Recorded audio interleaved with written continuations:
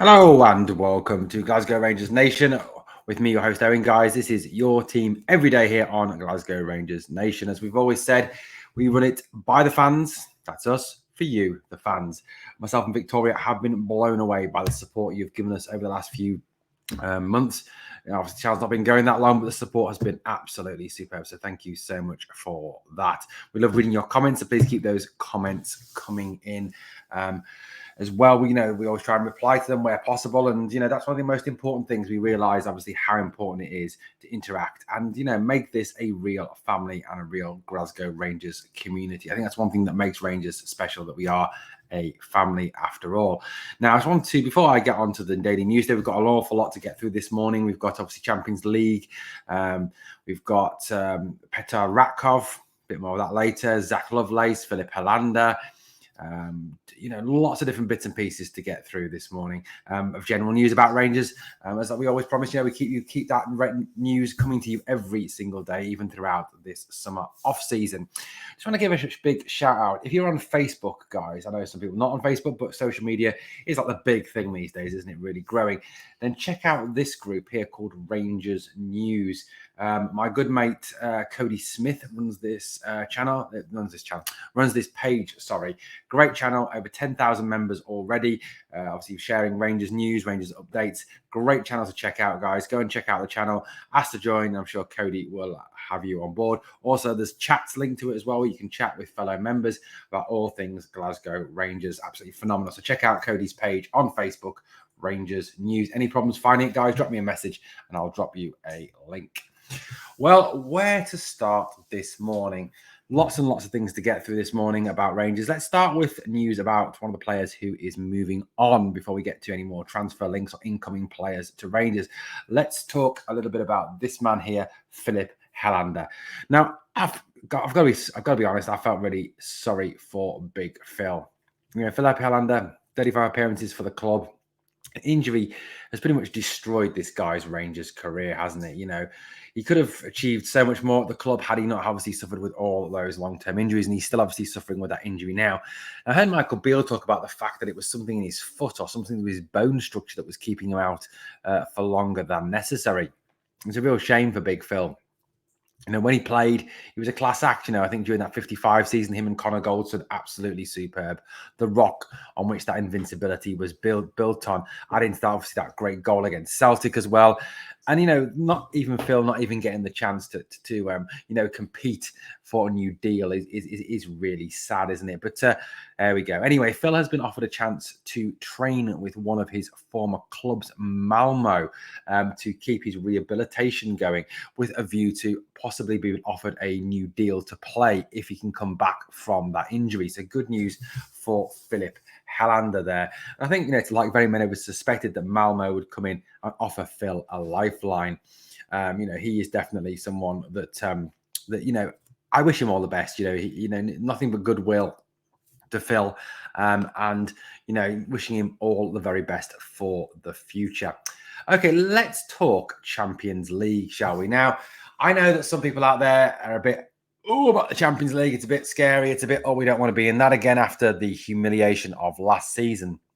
And obviously, thinking back to last season, that's great, isn't it? It's nice to call it last season now, isn't it? And not this season anymore. Now it's all done, dusted, and gone. And there's a lot of embarrassment about the Champions League. Rangers obviously had a pretty horrible Champions League campaign. It's the worst in Champions League history, isn't it? And that's a horrible thing to have attached to the club. But I've got the utmost faith in Michael Beale. I think he's very tactically astute. Obviously he brings in the right players this summer. And I don't think the Champions League will be anywhere near as scary as it was last season. And certainly Rangers, I don't think, will be in the position that they were in last season. Now, obviously there's been news today now that obviously things are coming to an end and the season is coming to an end. There are more clarification over Rangers' Champions League journey and Champions League path through to the group stages. Now, it has been said now, it's pretty much confirmed that Rangers will avoid any of the big hitters in the qualifying third round, but may have come across some of those big hitters in the playoff round like last season. Let's have a little look at what Rangers could do. Now, obviously, Rangers finished second, unfortunately, in the Scottish Premier League, and obviously got that place in the Champions League. Now, due to the club's success in the Europa League in recent seasons, including obviously reaching the final in Seville, and look, I know we don't like to talk about that, it still hurts.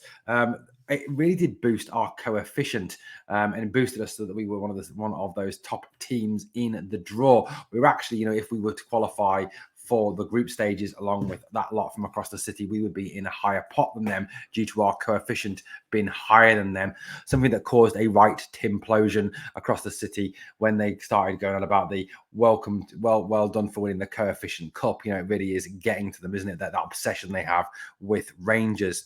But we will be seeded for the third round, meaning we will avoid some of those big teams.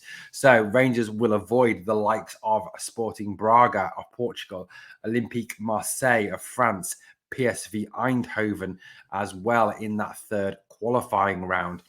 That's good news, isn't it, to be avoiding those big teams initially, in the first few rounds when you are obviously just coming off your preseason, when you are just getting ready for the season.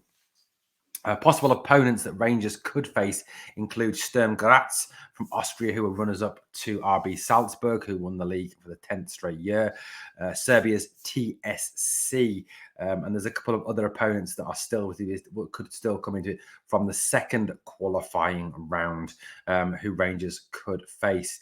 If Rangers were to win that third qualifying round, which you've got to hope that we would, you've got to hope, you've got to really fancy us with new signings and the quality of players that we've got, overcoming the likes of Sturm Graz, TSC, or anybody who progresses from the second qualifying round.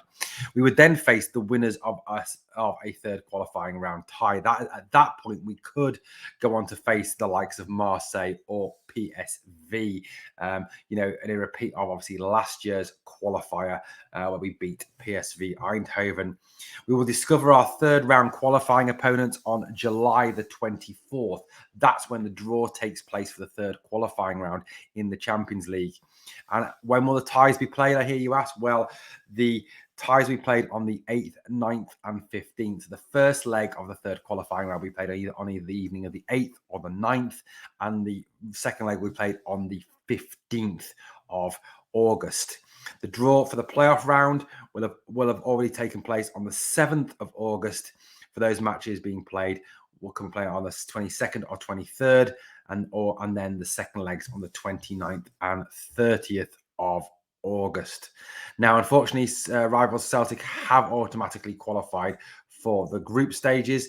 That is obviously unfortunate, but like I said, if we were to be successful and win through to the group stages, we would be actually placed in a higher pot than them because of the fact that our coefficient is better than theirs, something that did cause, like I said, an absolute implosion on some of the comments that were put up on social media earlier, and some of the things that I released on social media earlier. It's always funny, isn't it, to see them massively overreacting and showing their absolute obsession with Rangers that they quite clearly have.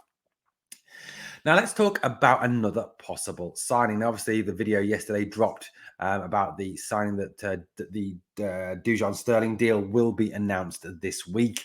Obviously, Dujon's contract with Stoke ends on Wednesday, and it's felt that after that contract ends, that obviously then he will be announced as a Rangers player on a pre-contract. Now, the actual transfer window doesn't open until June the 14th. So all of those of you worrying about the lack of strikers being linked, the lack of other players in other positions being linked, look, like Michael Beale said, patience, it will come, but obviously not until after June the 14th. And there is still football obviously being played around Europe. So another player linked today was this young man here, a Serbian international called Petar Ratkov. Petar Ratkov, there we go. That's his name. Another not easy name to say. I'm probably pronouncing it completely wrong. There's probably another way of saying it. Well, what do we know about wrong slide? I do apologize. What do we know about Petar Ratkov? Well, Petar Ratkov is a player who can play on either the left wing or up front. He can also play right wing, so he can play anywhere along that front three. Incisive attacker, quality player, young player as well, only very young. So again, someone who would fit in perfectly with that player trading model. Ratkov is 19 years old. He was born in Belgrade in Serbia and Montenegro. 6'4" centre forward, but can, like I said, play on the wing. Again, a big physical specimen. Even for a wideout, he is 16 goals and 75 appearances for TSC, who could be one of our Champions League opponents, has represented Serbia under 19 and under 21 level.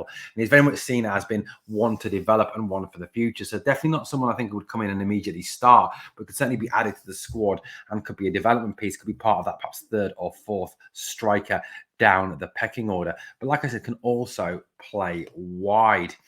Let's have a look at some stats from Petar Ratkov.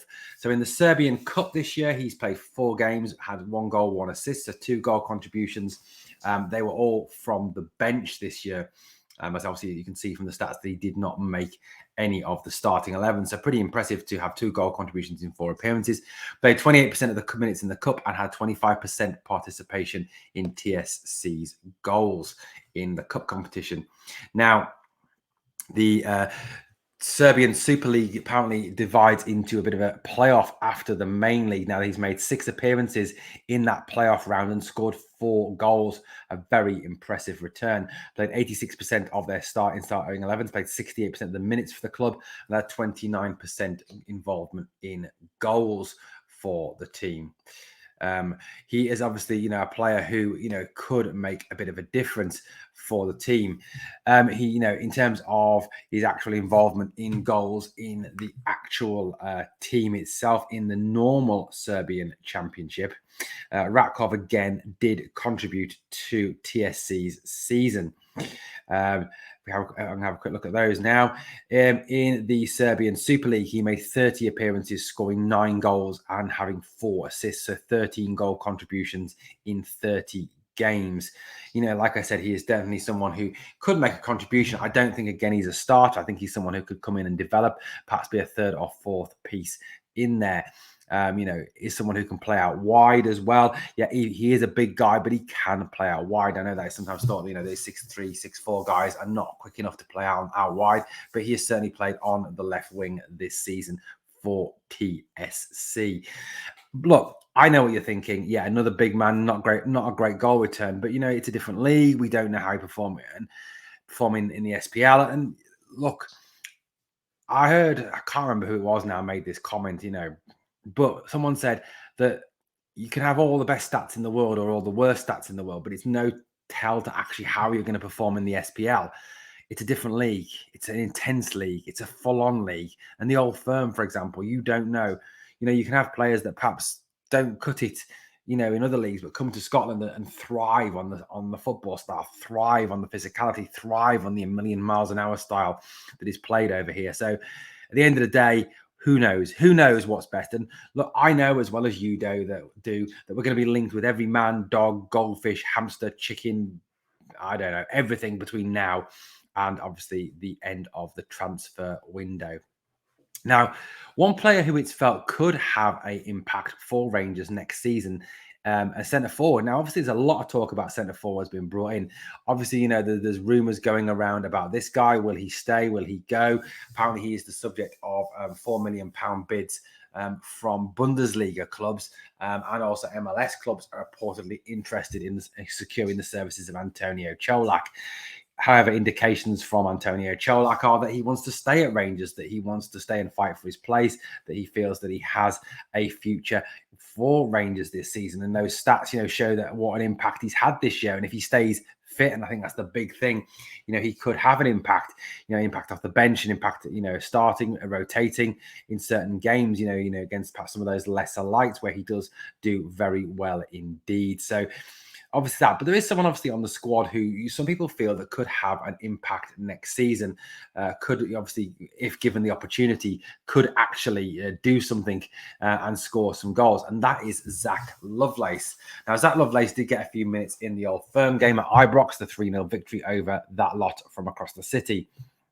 Lovelace is obviously a young, exciting player, has played in the Championship for Millwall, has had first team minutes for them as well.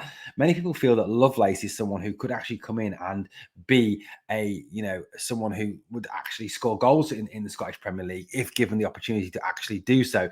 Now, I'm not saying for a minute we start with Lovelace. I do think that obviously there is the need to go out there and sign sign at least 2, if not 3 strikers in this transfer window. But, if we've got players like Lovelace, Cholak, it all adds extra depth to our centre forward position. And I don't think it is as bereft as perhaps we think it is. I think there is definitely a thought that Zak Lovelace could come in and could make a difference for Rangers next season. Obviously he's played most of this season in the B team for Rangers. Obviously not has had some first team minutes, but obviously the majority of time he has spent with the B team, and obviously the underage levels as well. He's currently off obviously with England as well in the under 17 championships, but he's certainly a very talented and up and coming player, someone who has impressed all season. Zak Lovelace is, I think, a potential star of the future. He's certainly someone who I think could contribute next season. You look at what he's contributed this season to Rangers. Like I said, yes, it is in the B team. Yes, it is in Lowland League football, but it's still a useful experience for him. He's made 29 appearances this year for the B team, scoring 16 goals with 6 assists. So 22 goal contributions in 29 games is pretty good. 2 goals, 4 assists in 6 games in the UEFA Under-19 competition. That's 6 goal contributions in 6 appearances. Pretty good indeed for Zak Lovelace. So, could he be that man? Could he come in and add something to the first team next season? I certainly hope that Michael Beale gives him an opportunity to do so. I think he could do well coming off the bench. I'm not saying start Lovelace. I do think we do need to go out and sign someone. I do think we do need an experienced striker, someone along the lines, obviously, of a Josh Madger, a Joel Pirot. That's the sort of player I think we should be going for. Someone of real talent and real ability, someone who can score goals. Now, obviously, a lot depends on how Bordeaux finish the season. Obviously, the season is still ongoing in France. Joel Pirot, obviously, the championship season in England has now officially finished, with obviously Luton being promoted to the Premier League, which obviously came as a bit of a shock to many teams. But Pirot now obviously is in a situation where he could be available for transfer. There is, however, some uncertainty at Swansea, given the fact that their manager, Russell Martin, has left to go and be the new Southampton boss. So that obviously, I think, will delay any deals out, any movement on the Joel Pirot situation. But I think Michael Beale is obviously working hard. I say to fans, don't worry. I think, once the transfer window gets opened on June the 14th, I think there will be obviously some movement around players signing on permanent deals and for fees of money. I think it's like Michael Beale said, until that transfer window officially opens, there's not a lot we can do at this stage. All right, guys, final bit of news this morning, just to say a congratulations to Ryan Jack and John Souttar, who have both been called up by the Scottish national team. Obviously, manager, head coach, whatever you want to call him, Steve Clarke, has included Souttar and Jack in his Scottish national team squad. I think just rewards for John Souttar, who has been absolutely outstanding since he came back from injury and has developed and got better game on game. And I think, John Souttar is certainly someone that if we can keep him fit, if we can keep him, playing to the level he is currently doing, could be a fundamental part of our team next season. Now, as for Ryan Jack playing national team football, look, I am fully aware that there are very mixed feelings on this. There are a number of people who said that, that they would, if he signed a new contract, they would like to see him commit to retiring from national team football. But I think the issue you have there is, can you realistically force people to not play for the national team? Can you realistically stop them from doing it? That's something we've got to obviously weigh up when it comes to Ryan. And I think Ryan does enjoy representing Scotland. So congratulations to both of them, obviously, on their call-ups to the Scottish national team. Fantastic. Well done, John, and well done, Ryan. Obviously showing, that Glasgow Rangers do have some very talented Scottish players. Hopes that maybe in the future Robbie McCrory could make that team. Who knows, guys? Who knows? Just one quick heads up as well. On Wednesday at 8 p.m. here on Glasgow Rangers Nation, we will have a live podcast. It'll only be me. Victoria is very busy doing Victoria things. So it will be myself and a special guest who will be Maria Bannatyne from Heart and Hand. She is coming on the podcast to talk all things Rangers. We're going to talk obviously about the season. We're going to talk about the St Mirren game. We're going to talk about Rangers going forward. Just have a general discussion about Glasgow Rangers. So it'd be great to have as many of you as possible in the live chat with your thoughts, comments and questions for Maria. We're looking forward to speaking to Maria on Wednesday. Well, guys, thank you so much for watching Glasgow Rangers Nation. If you've enjoyed the content, please hit that sub, ring that notification bell. If you can give the video a like, I would appreciate it. And like I said, this channel is not going anywhere over the summer. We are not cutting back. We are not cutting down. We are not disappearing. We are not going on holiday. We will keep going through the summer, bringing you all the latest from the best club, the biggest club, the club we all love, Glasgow Rangers. Thank you so much for watching, guys. I'll be back to speak to you again really soon here on the channel, here on Glasgow Rangers Nation. We are the people.